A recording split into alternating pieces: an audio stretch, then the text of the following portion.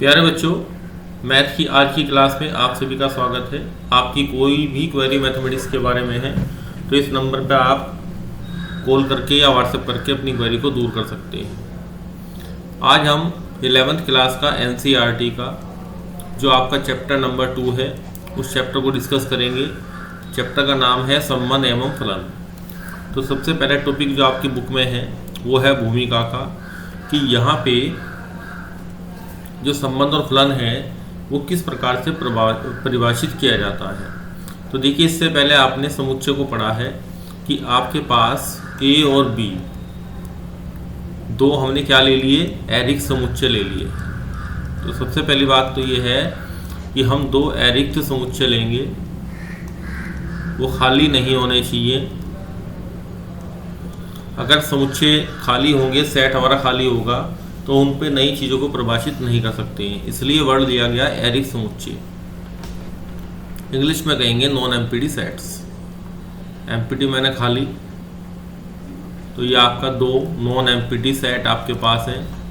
अब आप क्या करते हैं, जैसे संख्याओं में 2 और 3 आपने संख्या ले ली, आप इनको जोड़ते हैं, इनको घटाते हैं, इनको गुणा करते हैं और इनको भाग करते हैं। इसी प्रकार से यहाँ पे हम क्या करेंगे, दो एरिक्त समुच्चय A और B आपने ले लिए।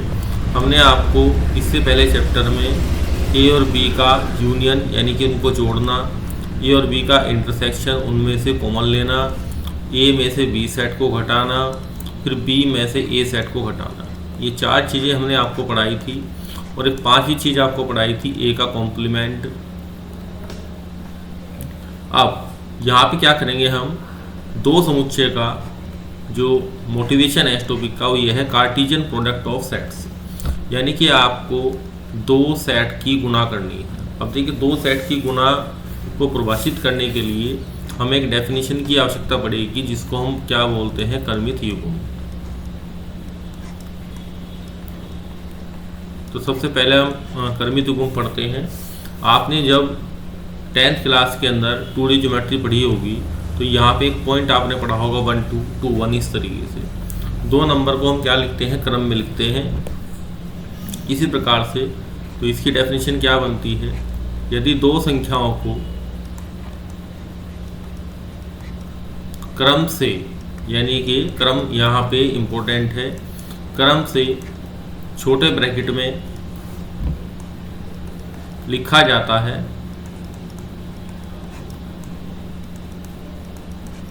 तब उसको क्रमित युग्म कहते हैं। तो यहाँ पे जो डेफिनेशन मैंने आपको दी है वो बुक की डेफिनेशन से थोड़ी सी अलग है। मैंने इसको सामान्य भाषा में आपको समझाया है। बुक के अंदर जो डेफिनेशन दी गई है उसको भी आप देख सकते हैं, तब उसको क्रमित युग्म कहते हैं। पहला पॉइंट हो गया। अब इसको किस प्रकार लिखेंगे आप, इसको A, B ऑर्डर में आप लिखेंगे। अगर आप BA लिखेंगे तो A और B ये दोनों क्या हो जाएंगे, अलग अलग हो जाएंगे। इसका अगला पॉइंट क्या है कि दो क्रमित युग्म आपके बराबर कब होंगे, अगर A B क्रमित युग्म, इंग्लिश में मैंने इसका नाम नहीं लिखा, इसको आपको बता देता हूँ, ऑर्डर्ड पेयर। इसको क्या बोलते हैं आप, ऑर्डर्ड पेयर। C और D है, AB बराबर आपको CD दिया है। ऐसा कब संभव है, जब पहला अवयव पहले के बराबर हो जाए और दूसरा अवयव दूसरे के बराबर हो जाए। इस चीज़ पर ध्यान रखना है आपको। पहला पहले के बराबर, मैंने थोड़ा सा हाईलाइट किया है, उसको आप देख लें। पहला एलिमेंट पहले के बराबर, दूसरा एलिमेंट दूसरे के बराबर। ये बहुत सामान्य सी आसान सी डेफिनेशन है। A C के बराबर होगा और यहाँ पे तथा लिखा जाएगा और नहीं आएगा, B को D के बराबर होना पड़ेगा। और एक्सरसाइज का पहला क्वेश्चन इसी पे आधारित है, क्रमित युग्म में बराबर, दो क्रमित युग्म बराबर कब होते हैं। अगर इन कंडीशन आपको ये कहा गया कि AB बराबर BA है तो आप AB पे कंडीशन बताओ, तो यहाँ पे सीधा इम्प्लाइज हो जाएगा कि A बराबर B होगा, यानी कि दोनों अवयव बराबर हो जाएंगे। ये कंडीशन क्वेश्चन में आपसे छोटे क्वेश्चन में पूछी जाती है। अब क्रमित युग्म के ऊपर आधारित उदाहरण नंबर 1 देखिए। उदाहरण नंबर 1 के अंदर यहाँ आपको एक क्रमित युग्म दिया गया है x+1 y-2 बराबर है 3,1 के। तो यहाँ पे आप क्या लिखेंगे हल में, क्रमित युग्म की समानता से। थोड़ी थ्योरी भी आप लिखना सीख लें। क्रमित युग्म की समानता से कि दो क्रमित युग्म आपने क्या किए हैं, समान किए हैं। पहला एलिमेंट पहले के बराबर आएगा, तो x+1 किसके बराबर आएगा, 3 के बराबर आएगा। और यहाँ पे तथा लिखेंगे, इंग्लिश में लिखेंगे तो आप इसको एंड लिखेंगे, और y-2 आपके बराबर 1 के होगा। तो यहाँ से इम्प्लाइज का साइन लगाएंगे, x = यहाँ पे 2 आएगा, और यहाँ एंड का साइन लगाएंगे, यहाँ y = 3 आएगा। तो इस पे आधारित बड़े या छोटे क्वेश्चन आपके बनाए जा सकते हैं। तो ये पहला उदाहरण आपका हुआ। अब उदाहरण नंबर 2 की तरफ चलते हैं। आपको P दिया गया है, Q दिया गया है। अब आपको P cross Q, Q cross P निकालना है। ये थोड़ा सा आपका आगे का कंसेप्ट हो गया। अब मैं क्रमित युग्म में जो आपकी प्रश्नावली है 2.1 उसके पहले क्वेश्चन की तरफ चलता हूँ। यहाँ पे भी आपको दो क्रमित युग्म दिए गए हैं, तो यहाँ आप यही लिखेंगे क्रमित युग्म की समानता से, जो मैंने आपको ये बताया था। जब आप यहाँ पे समान करेंगे दो क्रमित युग्म, तो पहला अवयव पहले के बराबर, पहला अवयव है x/3 + 1। अब ये बराबर किसके आएगा, 5/3 के बराबर आएगा। यहाँ से आप देख सकते हैं क्वेश्चन से। और बीच में एंड लगाएंगे, y-2/3 ये बराबर 1/3 होगा। अब यहाँ पे क्या करेंगे, आप उधर भेज देंगे या एलसीएम लेके हल करेंगे। x+3 बराबर 5 आएगा, और यहाँ से x बराबर आपका 2 आएगा। इसी तरीके से y बराबर 1/3 + 2/3। तो हल करने से y का मान हमें 1 प्राप्त होगा, x का मान 2 प्राप्त होगा। तो ये आपका आसान क्वेश्चन था। अब दो क्वेश्चन मैंने आपके होमवर्क के लिए दिए हैं, जो कि आपकी बुक का जो लेवल है उससे थोड़े से ऊपर लेवल के हैं। यहाँ पे जो दो ऑर्डर पेयर हमने आपको दिए हैं, यहाँ पे आपको फैक्टराइजेशन करना पड़ेगा, तब x + y का जो आपका मान है वो निकलेगा। और जितने पॉसिबल मान हैं x + y के वो सभी आपको ज्ञात करने हैं। क्वेश्चन नंबर 2 देखिए, ये एक ऑर्डर पेयर आपको बराबर 0 0 दिया गया है, तब x - y के सभी संभव मान आपको ज्ञात करने हैं। अब इन क्वेश्चंस के आंसर आप हमारे साथ टैली कर सकते हैं, आप पूछ सकते हैं। इस नंबर पर आप व्हाट्सएप करके अपने क्वेश्चंस के आंसर को टैली कर सकते हैं। अब देखिए सेकंड जो हमारा टॉपिक था, पहला टॉपिक हमने आपको जो पढ़ाया है वो था क्रमित युग्म का।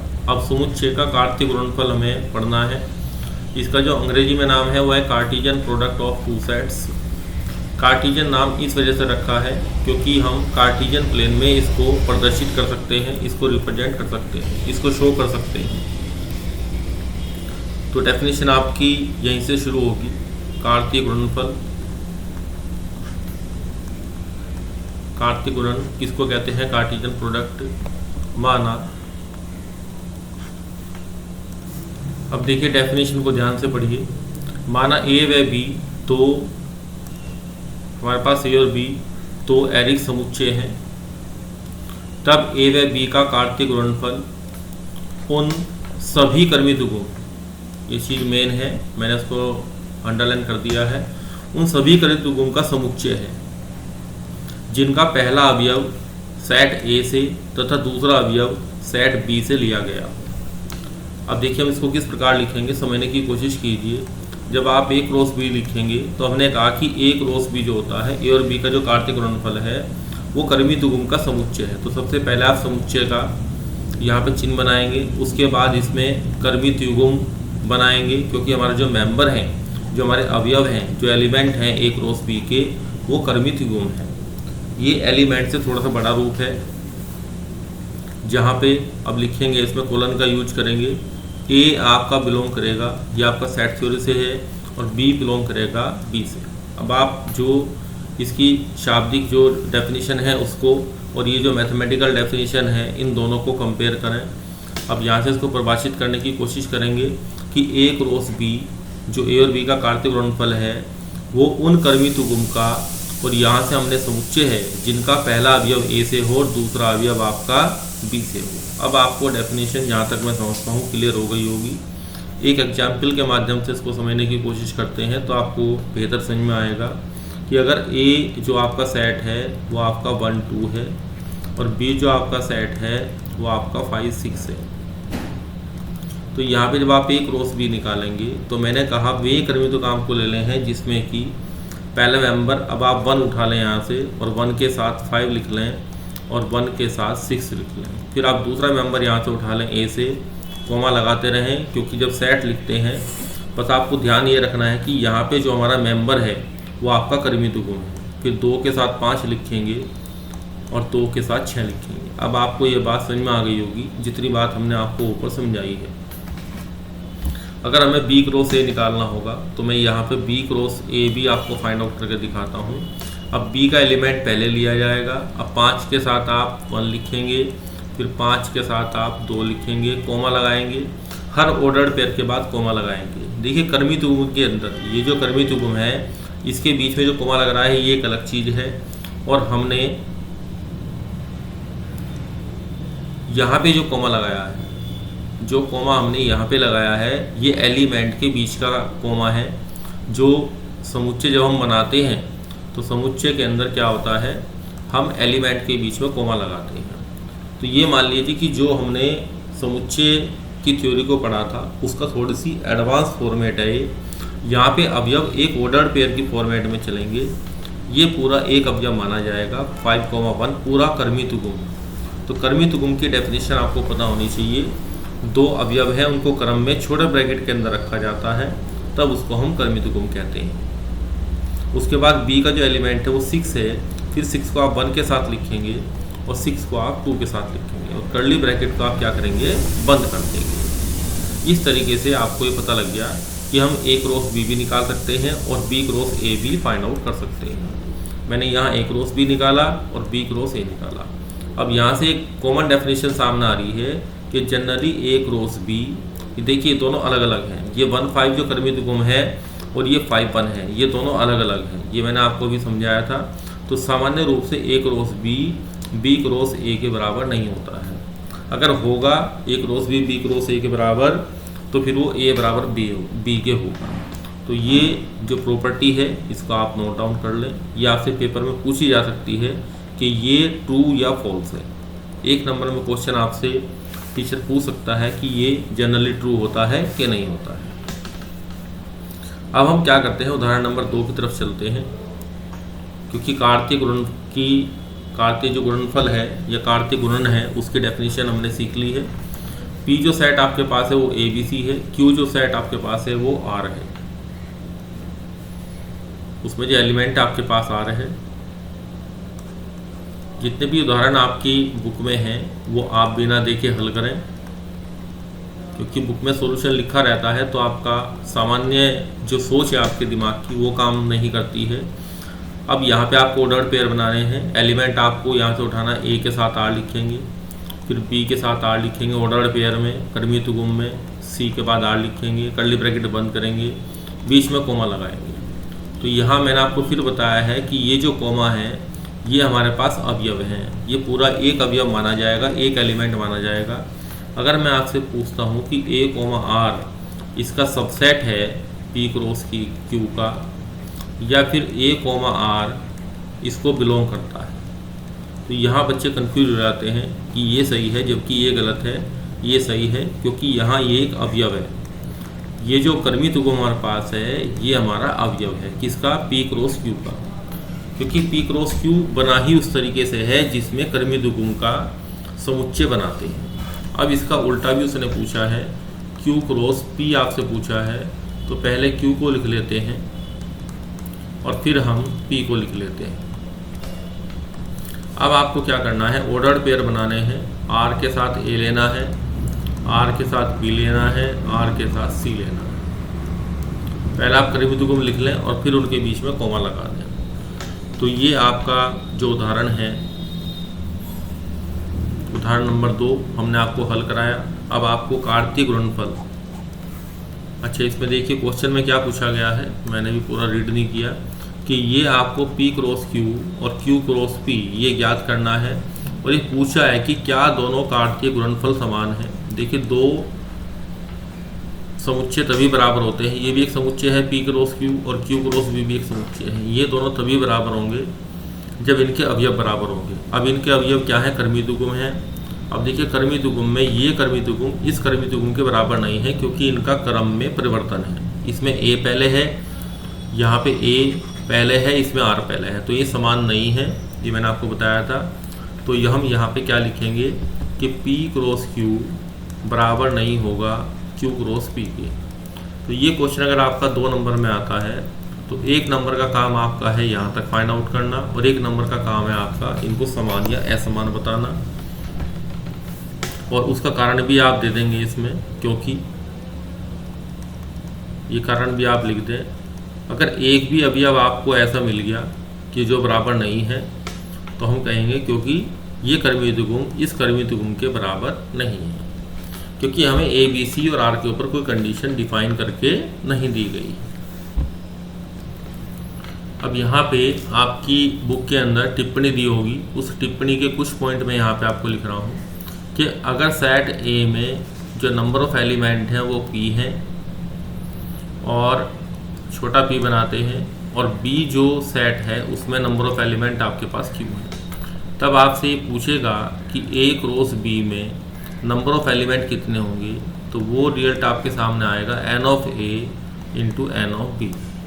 क्योंकि इससे पहले उदाहरण में आपने देखा कि पहला वाला जो हमारे पास सेट था ए, उसमें 3 एलिमेंट थे, सेट बी में आपके पास 1 एलिमेंट था, तो ऑर्डर्ड पेयर 3 बने थे।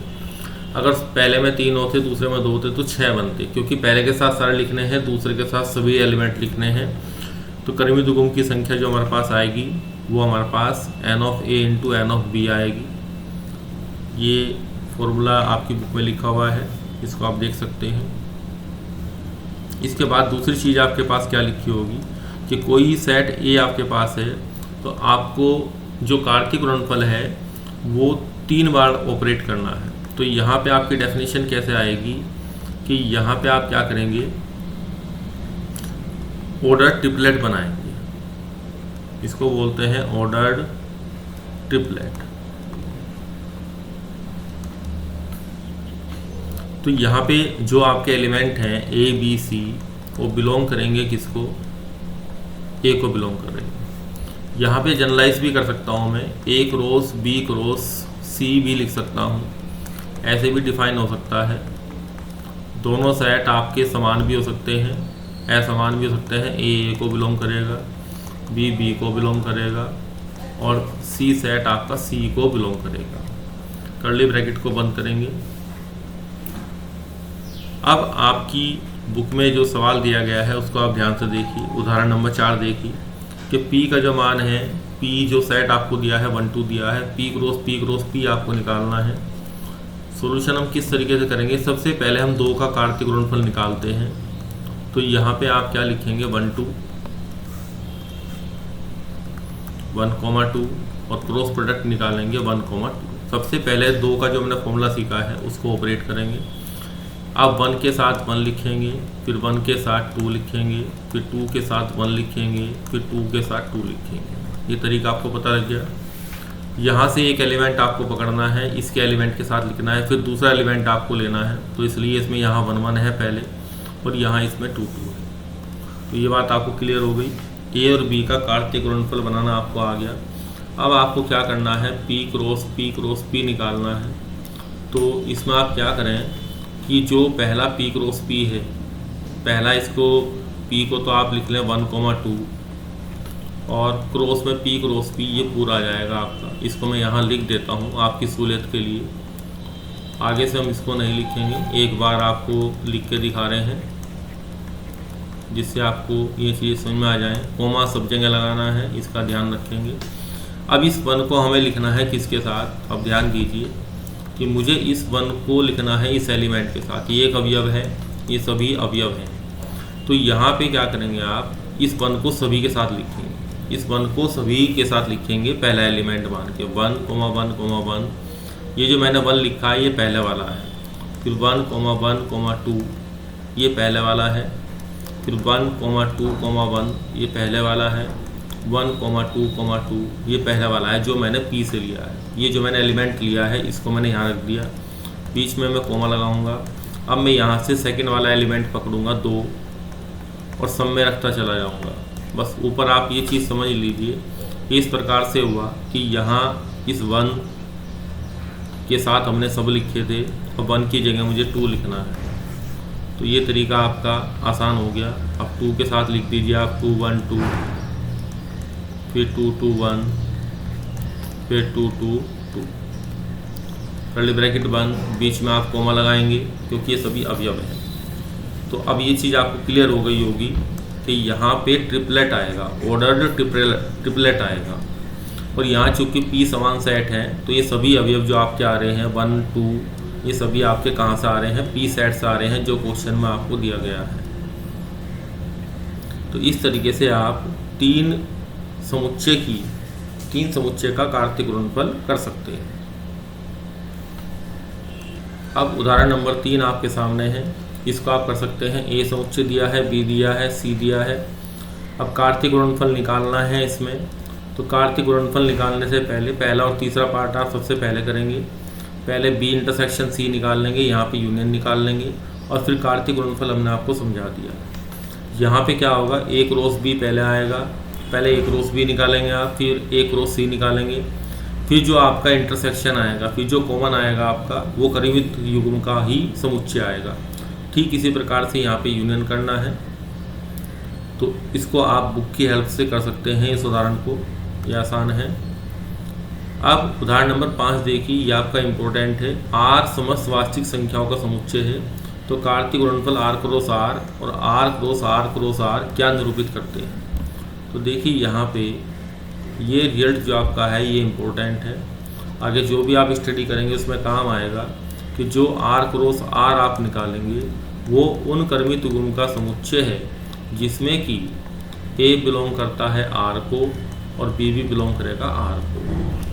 अब इसका ज्यामितीय निरूपण, जो ज्यामितीय इसका निरूपण है उसको पूछने की कोशिश की गई है कि जब आप R क्रॉस R बनाते हैं तो मैं इसको इस प्रकार से परिभाषित करता हूँ कि ऑर्डर्ड पेयर x, y है such that x, y belong करेंगे R को।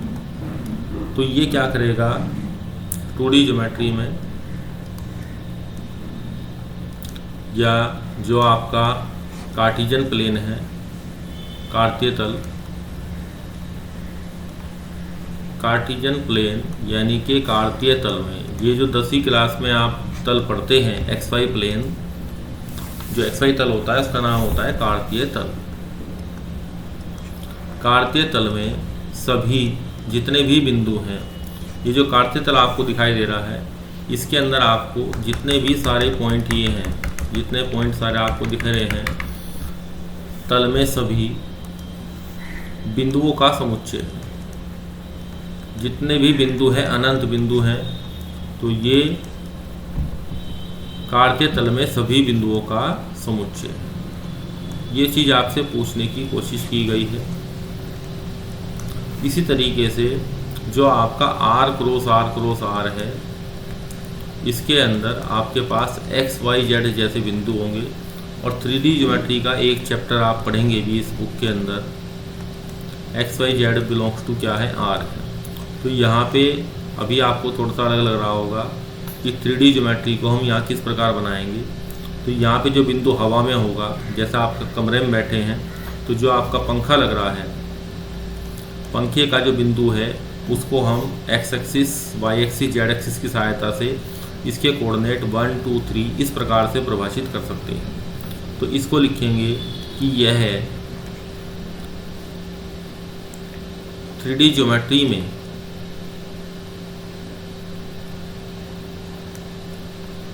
सभी बिंदुओं का समुच्चय है। इस प्रकार से उत्तर इसका लिखा जाएगा। हमें इसको समुच्चय रूप में लिखना है। बस वहाँ पे ऑर्डर्ड पेयर आएंगे, यहाँ पे ऑर्डर ट्रिपलेट आएंगे। अंतर किस चीज़ का है कि यहाँ पे ऑर्डर्ड पेयर आएंगे, यहाँ पे ऑर्डर्ड ट्रिपलेट आएंगे। तो एक 2D ज्योमेट्री और 3D ज्योमेट्री दोनों ही आप 11वीं क्लास में पढ़ेंगे। तो उसकी शुरुआत यहाँ से हो गई है। उदाहरण नंबर 6 को देखने की कोशिश करते हैं। अब देखिए उदाहरण नंबर 6, इसमें आपको एक रोस भी दिया है। अब से पहले जो क्वेश्चन थे उसमें एक रोस भी आपसे पूछा गया था। अब कह रहा है ए और बी निकालिए। तो डेफिनेशन क्या कहती है, जो पहले वाले एलिमेंट हैं वो हमारा क्या बनाएंगे, ए बनाएंगे परिभाषा से। तो समुच्चय को हम P, M लिखेंगे। एलिमेंट को हम सेट में रिपीट नहीं करते हैं। बी जो आप बनाएंगे Q, R बनाएंगे, क्योंकि जो दूसरे अवयव हैं वो आपको Q 2 बार आ रहा है तो एक बार लिखेंगे, फिर R 2 बार आ रहा है तो एक बार लिखेंगे। ये आपका P 2 बार आया था, एक बार लिखा। M 2 बार आया था, हमने एक बार लिखा। बस इतना ही क्वेश्चन है। 1 नंबर का क्वेश्चन आपसे पेपर में इसका पूछा जाता है। अब प्रश्नावली का दूसरा क्वेश्चन देखिए। यदि समुच्चय में 3 अवयव हैं और B आपको ए दिया है। अब देखिए B में भी 3 अवयव हैं, तो एक रोस B में अवयवों की संख्या। तो आप सबसे पहले क्या लिखेंगे, n ऑफ A कितना है। A में अवयवों की संख्या 3 है। यहाँ B सेट के अंदर मेंबर दिए गए हैं, इससे हमें कोई दिक्कत नहीं है। हमें नंबर ऑफ एलिमेंट चाहिए, तो इसने जनरली लिख दिया है कंफ्यूज करने के लिए। तो एक रोस B में अवयवों की संख्या n ऑफ एक रोस B बराबर, आपको फॉर्मूला बताया था, A में अवयवों की संख्या गुणा B में अवयवों की संख्या। तो 3 के 3 से गुणा करेंगे तो उत्तर हमारे पास क्या आएगा, 9 आएगा। तो ये आपका आसान सवाल था। ये सभी 1-1 नंबर वाले सवाल हैं। क्वेश्चन नंबर 3 देखिए। क्वेश्चन नंबर 3 में G और H आपको दिया गया है। G cross H, H cross G आपको निकालना है। तो मैं आपको G क्रॉस H निकाल के दिखा देता हूँ। तो यहाँ पे ऑर्डर पेयर, पहले इसका एलिमेंट कौन सा पकड़ेंगे आप, 7 पकड़ेंगे। 7 को 5 के साथ लिखेंगे, 4 के साथ लिखेंगे, 2 के साथ लिखेंगे। इससे आसान तरीका और कुछ भी नहीं हो सकता इस टॉपिक को समझने का, और इसमें डिफ़िकल्टी लेवल भी नहीं है। ये आसान टॉपिक है और अधिकतर बच्चे इस चैप्टर को छोड़ के चलते हैं। तो आपको क्या करना है, इस चैप्टर को बहुत ध्यान से सीखना है, क्योंकि आगे BSc BTech में जितना भी गणित है वो सब इसी के ऊपर आधारित है। यहाँ आप इसको छोड़ देंगे तो गणित की आगे जो आप स्टडी करेंगे वहाँ प्रॉब्लम्स आनी शुरू हो जाएंगी। तो G क्रॉस H मैंने निकाल दिया। इसी तरीके से H क्रॉस G आप निकाल देंगे। ये आपका होमवर्क है। अब क्वेश्चन नंबर 4 देखिए। ये थोड़ा सा थियोरेटिकल क्वेश्चन दिख रहा है आपको, उससे डरने की आवश्यकता नहीं है।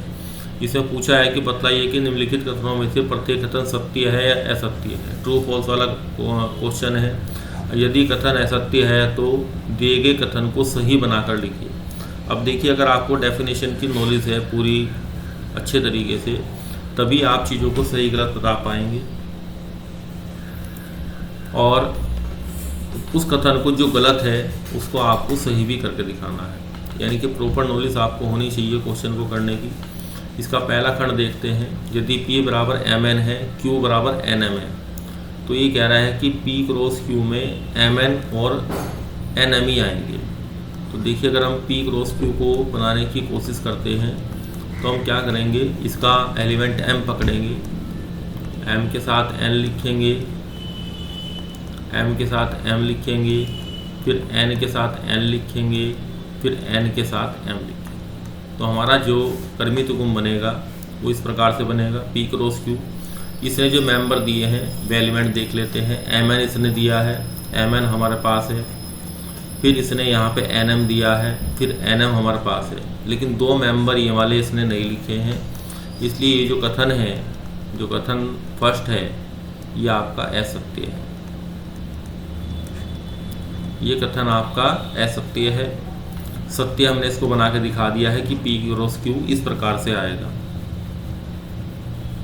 अब खंड नंबर 2 की तरफ चलते हैं। यदि A और B एरिक समुच्चय हैं, वो ऑलरेडी होते ही हैं, तो A क्रॉस B कर्मित गुण का एक एरिक समुच्चय आएगा। तो ये कह रहा है कि अगर A और B आपने एरिक्त ले लिए तो देखिए उनका जो कर्मित गुण आएगा A क्रॉस B, तो वो भी एरिक्त ही आएगा, वो खाली तो रहेगा नहीं। ये बात सही है। इस प्रकार से कि पहला मेंबर X को बिलोंग करे, दूसरा मेंबर B को बिलोंग करता है। तो ये बात सत्य है। अब तीसरा पॉइंट देखते हैं। यदि A बराबर 1 2 B बराबर 3 4, तो A क्रॉस B इंटरसेक्शन 5, अब देखिए फाई जो हमारे पास है, सबसे पहले तो हमें जो सत्य असत्य देखनी है इसमें सिस्टम में। तो देखिए जो फाई हमारे पास है, फाई हमारे पास खाली है, उसके अंदर मेंबर नहीं है। तो जब बी और फाई का आप जब कॉमन निकालेंगे तो कुछ भी कॉमन नहीं आएगा। तो ए क्रॉस जो ये दूसरा सेट आपके पास है बी इंटरसेक्शन फाई, तो उनका कॉमन भी हमारे पास कितना आएगा, फाई आएगा। किसी भी सेट का फाई के साथ कॉमन हमेशा फाई आएगा क्योंकि उसके अंदर अवयव नहीं है।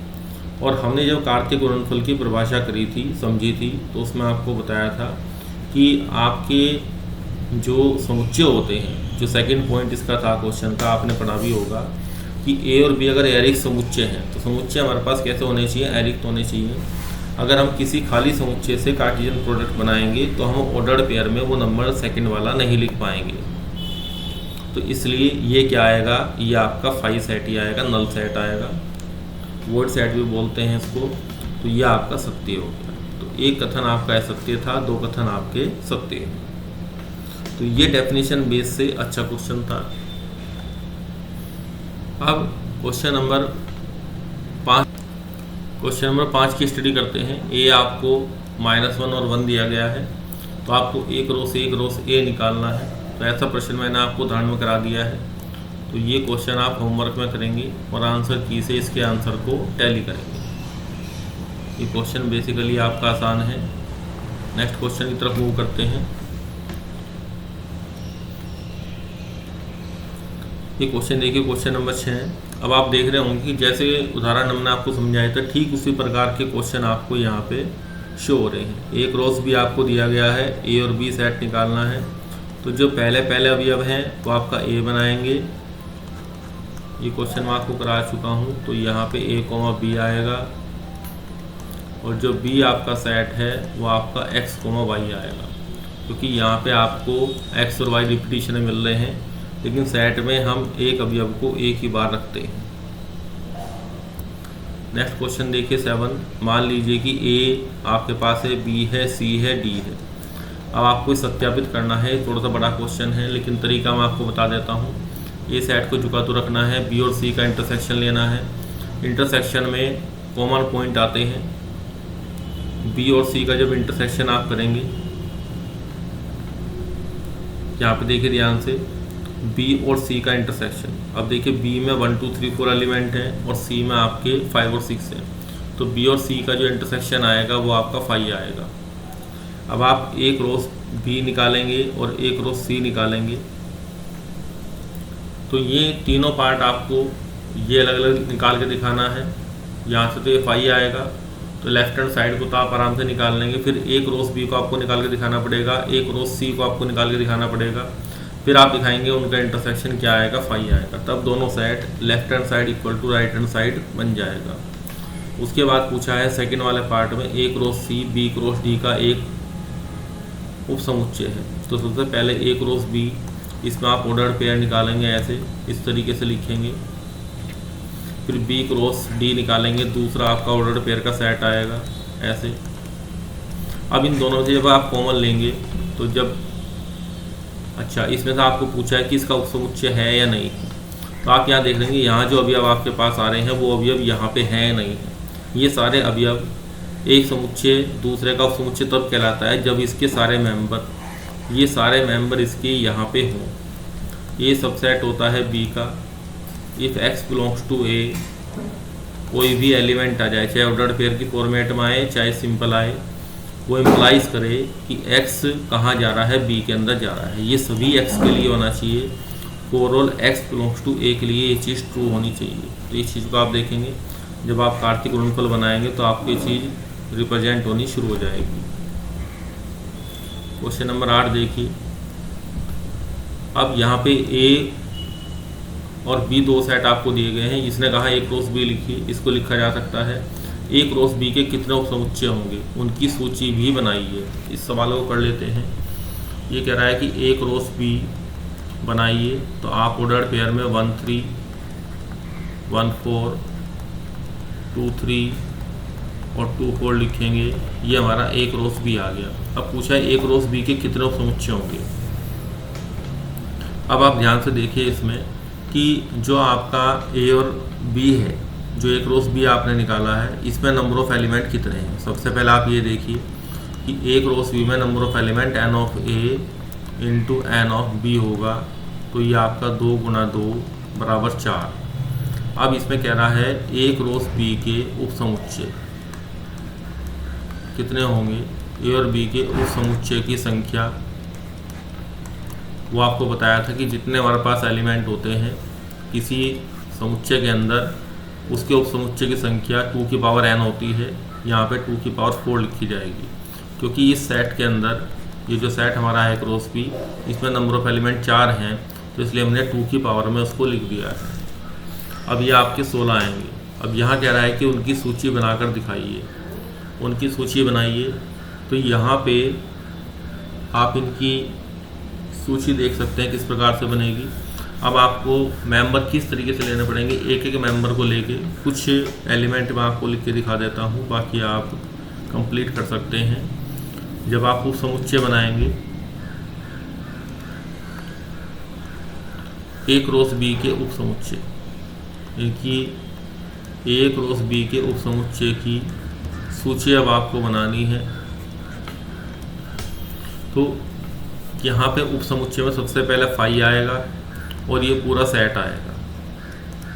इसके बाद हमने आपको क्या कहा था, ध्यान दीजिए कि एक एग्जाम्पल हमने आपको कराया था कि अगर एक सेट के अंदर 1, 2 ये 2 सेट हैं, तो इसके जो उपसमुच्चय हैं वो किस प्रकार से लिखे जाते हैं, फाई, फिर यहाँ पे 1 एक एलिमेंट लिखा जाएगा, फिर ये एक एलिमेंट अलग अलग लिखा जाएगा, और उसके बाद फिर ये पूरा भी लिखा जाएगा। हमने कोई अवयव नहीं लिया, एक एक अवयव लिए, फिर आपने दोनों अवयव ले लिए। अब एक रोस बी में आपको जो मेंबर दिख रहे हैं वो ऑर्डर्ड पेयर है। ये एक पूरा एलिमेंट है, इसको आप थोड़ा सा ध्यान से समझें। तो एक आएगा, ये दोनों तो हमेशा ही होते हैं। अब इसके बाद जब आप ऑर्डर्ड पेयर 1,3 लिखेंगे तो ये मेरे लिए उस तरीके से काम कर रहा है जिस तरीके से यहाँ 1 काम कर रहा है, इधर ध्यान दें। उसी तरीके से ये पूरा एक एलिमेंट हो गया। अब आपको इसके ऊपर क्या लगाना है, यहाँ पे कर्ली ब्रैकेट लगाना है। इस चीज़ का ध्यान देंगे क्योंकि बच्चे इन साइन में कंफ्यूज हो जाते हैं कि छोटा ब्रैकेट भी लग रहा है और मंजिला ब्रैकेट भी यहाँ लग रहा है। तो एक एक एलिमेंट को लेके 1, 3, 1, 4। अब यहाँ पे ऑर्डर्ड पेयर नहीं लगाते तो ऑर्डर्ड पेयर यहाँ पे लगाना है, इस चीज़ का विशेष ध्यान रखेंगे। तो यहाँ मैं स्टार लगा देता हूँ, फिर आप इसमें 2, 3 लगाएंगे और फिर आप यहाँ पे इसमें 2, 4 लगाएंगे। तो ये एक एक को लेके हमारे पास कितने बन गए, 4 बन गए। अब आप 2 एलिमेंट लेके बनाएंगे। अब 2 एलिमेंट लेके जब आप बनाएंगे तो पहले के साथ इसी प्रकार से हम 16 लिख सकते हैं। उनको आप देख सकते हैं आंसर की सहायता से किस प्रकार लिखे गए हैं।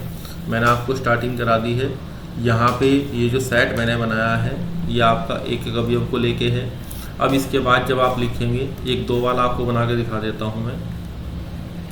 ऑर्डर्ड पेयर लिखेंगे आप 1, 3, 1 मिनट वेट कीजिए। यहाँ पे आप 1, 3 लिखेंगे। अब 2 एलिमेंट आपको लेने हैं, यानी कि 2 क्रमिक युग्म लेने हैं, 1, 3 और 1, 4। तो ये कॉमा लगा कर लिखेंगे। ऑर्डर मेंटेन नहीं करना। तो पहला मैंने एलिमेंट पकड़ लिया। अब ध्यान दीजिए, यहाँ पे मैंने पहला एलिमेंट पकड़ लिया। अब 2 का पेयर बनाने के लिए क्या करेंगे, पहले के साथ दूसरा, पहले के साथ तीसरा, पहले के साथ चौथा। फिर इसी तरीके से आप दूसरे से चलेंगे, दूसरे के साथ तीसरा, दूसरे के साथ चौथा। दूसरे के साथ पहला आ चुका है, फिर आप तीसरे पे चलेंगे, तीसरे के साथ चौथा। इसी तरीके से जब आप 3-3 वाला बनाएंगे, 4 वाला तो ये हो गया, 3-3 वाला बनाएंगे तो पहले 2 को ले लेंगे, उसके साथ फिर आप 2 को लेंगे, पहले 2 को लेंगे। तरीका मैंने समझा दिया है, आप आंसर से टैली कर सकते हैं। फिर आप यहाँ पे क्या करेंगे, एक एलिमेंट में यहाँ पे ये वाला एलिमेंट आप लिखेंगे इस तरीके से। फिर मैं आपको 2, 3 को लेके दिखाता हूँ। पहले आप 2 एलिमेंट पकड़ लो, पहले ऑर्डर्ड पेयर ले लो 1, 3, 1, 4। फिर इसके साथ आप ये 2 फिक्स कर दिया आपने, इसके साथ आप तीसरा एलिमेंट लें, यानी कि तीसरा क्रमिक युग्म लें। मैं एलिमेंट कह रहा हूँ तो उसका मतलब क्रमिक युग्म है। फिर ये आपने तीसरा लिया, फिर इन 2 को फिक्स रहने दें, फिर आप चौथा लें, जिससे अगला बनेगा 2 फिक्स रहेंगे, फिर ये चौथा बनेगा। इसके बाद फिर आप पहला, यहाँ हमने फर्स्ट और सेकंड रखा है, फिर यहाँ पहला और तीसरा पकड़ लेंगे, उसके साथ फिर बाकी एलिमेंट लिखेंगे। इस तरीके से ये 3 वाला बनेगा। इसको बनाना थोड़ा सा अलग काम है, तो आप एक काम कीजिए पहले कि एक सेट आप माइंड में यहाँ पे लिख के देख लीजिए ABCD, और इसके सभी उपसमुच्चय बना के लिखिए। सामान्य रूप से हम क्या करते हैं कि जिस सेट के अंदर 3 अवयव होते हैं केवल उन्हीं का ही हम क्या बनाते हैं, उपसमुच्चय बनाते हैं। लेकिन इसने यहाँ पे 4 के बनवा के ये कहा है कि उनकी सूची बनाइए, तो आप यहाँ 4 की भी बना के देखिए, ये क्वेश्चन भी आपके पेपर में आ सकता है। तो इस प्रकार से आप यहाँ से क्वेश्चन को सीख सकते हैं। अब इस प्रश्नावली के केवल 2 क्वेश्चन आपके शेष हैं, लेक्चर थोड़ा सा लंबा हो गया है। मान लीजिए कि और भी 2 समुच्चय हैं, n ऑफ A 3 है, n ऑफ B 2 है, और ये कह रहा है कि x1 y2 z एक रोस B में है। तो देखिए यहाँ से A और B को ज्ञात करना है। तो आपको हमने क्या बताया था कि जो आपका A बनेगा उसमें आपके पहले अवयव आएंगे, तो x y z का ये समुच्चय हो गया। फिर B में दूसरा एलिमेंट आएंगे, वहाँ पे आपको 1 और 2 दिखाई दे रहा है, ये मैंने हाईलाइट कर दिया है। दूसरे नंबर पे 1 2 बार आ रहा है, 1 बार लिखेंगे, फिर आपका 2 आ रहा है तो 1, 2 लिखा जाएगा। जहाँ x y z भिन्न अवयव है, उसने इसलिए दिया है क्योंकि हम सेट के अंदर अवयव को क्या करते हैं, रिपीट नहीं करते। बस ये इतना ही क्वेश्चन था। क्वेश्चन नंबर 10 में ये क्वेश्चन आपका इम्पोर्टेंट है कि एक रोस A में 9 अवयव हैं, तो मैंने आपको बताया था तो n ऑफ A में 3 अवयव होंगे, क्योंकि 3 की गुणा 3 से करी होगी तभी ये 9 आया होगा। अब A जो सेट बनेगा उसमें इसने कहा कि एक रोस A में से 2 अवयव ये हैं। अब ये दोनों मेंबर जो हैं ये दोनों A से ही आ रहे हैं, तो -1 आएगा, फिर 0 आएगा, फिर 1 आएगा। इसमें 3 अवयव पूरे हो गए। ये सबसे इम्पोर्टेंट बात है इस क्वेश्चन की। अब ये कह रहा है कि समुच्चय A ज्ञात कीजिए, वो हमने ज्ञात कर दिया। एक रोस A के शेष अवयव लिखिए, तो एक रोस A के शेष अवयव जो लिखेंगे आप लिख सकते हैं। कैसे लिखेंगे, -1 के साथ 0 ऊपर है, इस एक एलिमेंट को पकड़ लीजिए, पहले वाले को, -1 के साथ 0 ऊपर है, फिर -1 के साथ 1 लिखा जाएगा। फिर दूसरा एलिमेंट आप पकड़ लीजिए, 0 के साथ -1 नहीं है तो वो हमने लिख दिया, फिर 0 के साथ 1 ऊपर लिखा हुआ है। फिर आप तीसरा एलिमेंट पकड़ लीजिए 1 के साथ -1 ऊपर नहीं है वो लिख दिया, 1 के साथ 0 ऊपर नहीं है वो हमने लिख दिया, 1 के साथ 1 ऊपर नहीं है वो हमने लिख दिया। तो टोटल हमारे पास कितने अवयव थे, 9 अवयव थे, जिसमें से कि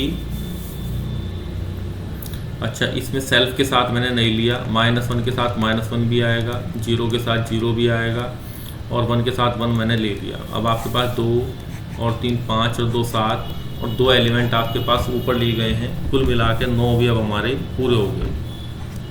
तो शेष अवयव हमने यहाँ पे लिख दिए। सेल्फ के साथ भी उसका जो प्रोडक्ट होता है वो भी देखना होता है। तो आज का जो आपका वर्क था वो यहीं पे पूरा होता है। आशा करता हूँ कि आपको ये सब चीज़ें समझ में आई होंगी।